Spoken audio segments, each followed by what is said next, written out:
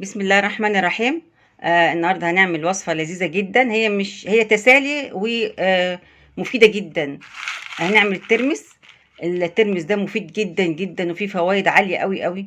لما تعرفوا الفوائد بتاعته مش هتبطلوا ان انتوا تاكلوها، تعملوا كل يوم. الوصفة، قبل ما نقول الوصفة بتاعتنا ونقول الطريقة، هنذكر ربنا سبحانه وتعالى علشان يرضى علينا في الدنيا وفي الآخرة.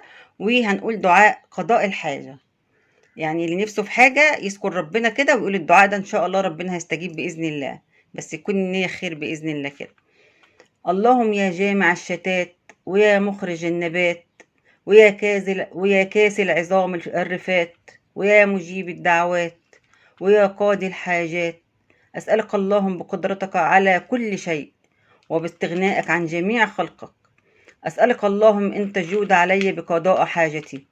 اللهم اكفني بحلالك عن حرامك، واغنني بفضلك عن من سواك. اللهم غير حالي بأفضل حال. آمين آمين آمين. أنا وأنت وأحبابنا وأولادنا وكل من له حق علينا.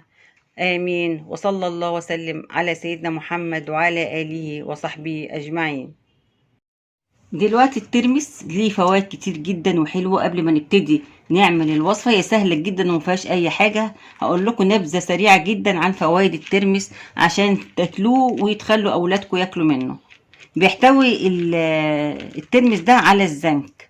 الزنك ده اللي بيعمل على تعزيز المناعة، يعني مثلا ما يخليش الإنسان يتعب بسرعة. انه تعرفين طبعا نقص المناعة دي مرض خطير جدا. نقص المناعة ده مرض خطير جدا. الإنسان لو حتى عطس كده بيتعب يعني ما مش عايزة أقول بقى يعني.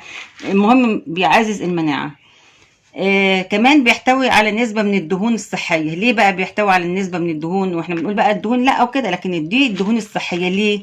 لانها بتساعد على توفير الطاقة للجسم، بتخلي جسمنا نشيط كده وفي طاقة. وكمان بيساعد على نمو الخلايا الجديدة وإصلاح الأنسجة. يعني الإنسان لما بيتعور أو بيحصل له بيعمل عملية أو أي حاجة، ربنا يكفينا ويكفيكم الشر، الأنسجة بتاعته بتتلم بسرعة. ده ان هو بيساعد على اسمها بيساعد على نمو الخلايا الجديده. شفت انا قلت لكم كام حاجه كده صغيرين عن الترمس، فما بالكم بقى بقيه بقى الفوائد بتاعته. فهو مفيد جدا وصحه جدا.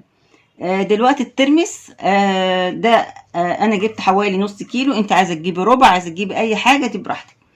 نص كيلو ترمس بتنقعيه في ميه لحد لما يبقى يعني مش ناشف كده، بيبقى طري شويه. تدوسي عليه كده تحس ان هو طري شويه، والكرمشه اللي فيه دي بتروح.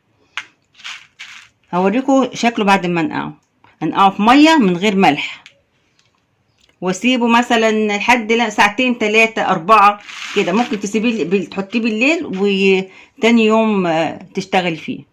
ده الترمس بعد ما نقعته اهو خد الشكل ده.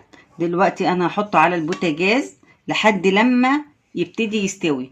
هروح طافيه عليه، وبعد كده ما اطفي عليه هسيبه ساعه ولا حاجه واشغل عليه تاني. عشان لما بتعملي الحكايه دي بتطفي على الحاجه البقوليات بتستوي اسرع لما بتطفي عليها قبل ما تستوي وتشغليها تاني، فبتستوي اسرع.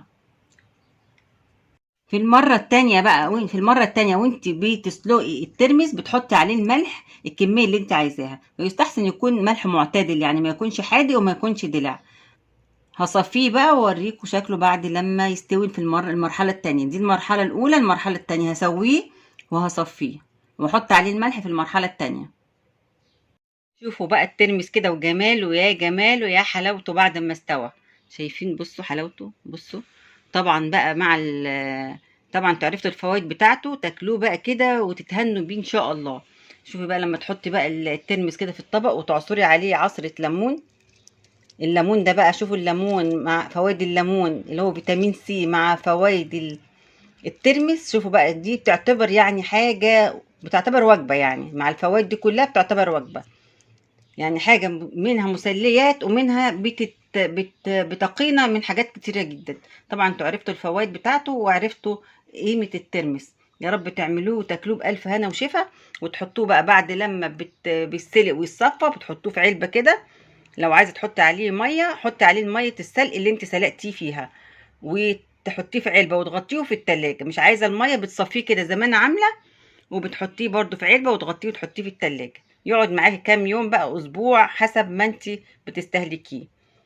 بصوا مفيد جدا ومغذي بقى مع الليمون كده. ولو حبيتي بقى، في ناس بتحط عليه شويه شطه كده على الوش، يا سلام، بيبقى مشطشط بقى كده، تاكلي ترمس مشطشط وحلو. وفي ناس بتسلق فول. عارفين الفول المدمس؟ في ناس بتنقعه شويه، الفول ده بتنقعه شويه وبعدين بتسلقه، يعني 3/4 سلقه كده، وبيحطوا عليه شطه وحاجات، بيبقى تحفه مع الترمس. يا رب تكون الوصفه عجبتكم وتعملوها، وبألف هنا وشفا ليكم لما تعملوها. شكرا.